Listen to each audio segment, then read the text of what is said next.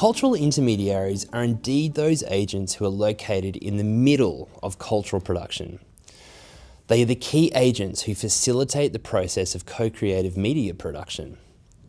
Cultural intermediaries possess a tacit knowledge of understanding their surrounding stakeholders and are able to empathise with their perspective approaches towards collaborative cultural artefact production.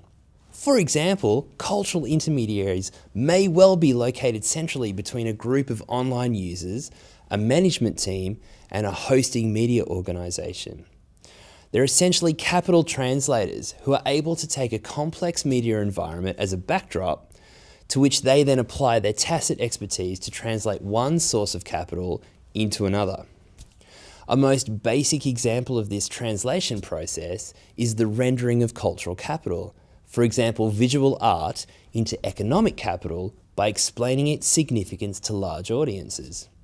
Built on the Bordasian principle that highlight the distinction between different forms of capital and the agents in the middle with an ability to translate those capital values to other stakeholders, cultural intermediaries are key individuals to facilitate the process of cultural intermediation.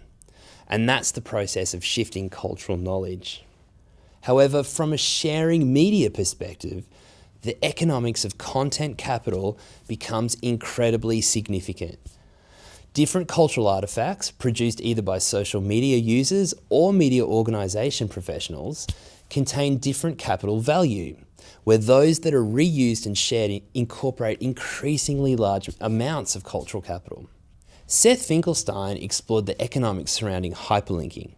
Essentially, and this is how the internet protocol and more importantly how search engines work, web pages that have more inward bound links are thought to have a more authoritative voice on the topic the web page is discussing. With the rise of sites like memecreator.org and gifmaker.me, there is no end to the amount of content that is created daily with a view to being shared across multiple social media sites. These sorts of sites and cultural habits have become the modus operandi for social media users when an event has taken place. For example, a major political moment, a large sporting event, or a celebrity mishap. But why is it that some memes and GIFs appear in our Facebook newsfeed and the majority that are created fail to surface? If we apply the economy of hyperlinks to that social media content creation, this suggests that the more a meme is shared, the more authority and thereby value it possesses. From this perspective, a highly authoritative meme contains a high level of cultural capital, which of course equals high economic capital. In using memes as a symbol for all content that's created across social media and a spreadable media environment as a backdrop, it becomes possible to highlight why and how cultural intermediaries are important for participation more broadly. They're key agents in identifying the distinction between high and low cultural capital within social media content. If we use The Tonight Show with Jimmy Fallon as an example here again, the cultural intermediaries associated with that program are able to find cultural artifacts on social media that they know will appeal to the mass audience and use them within the program's content production process.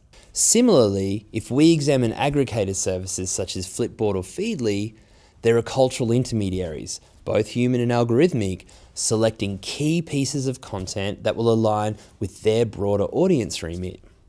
These sorts of examples highlight how cultural intermediaries become capital translators. They display high levels of expertise in being able to translate the value of cultural capital into economic capital.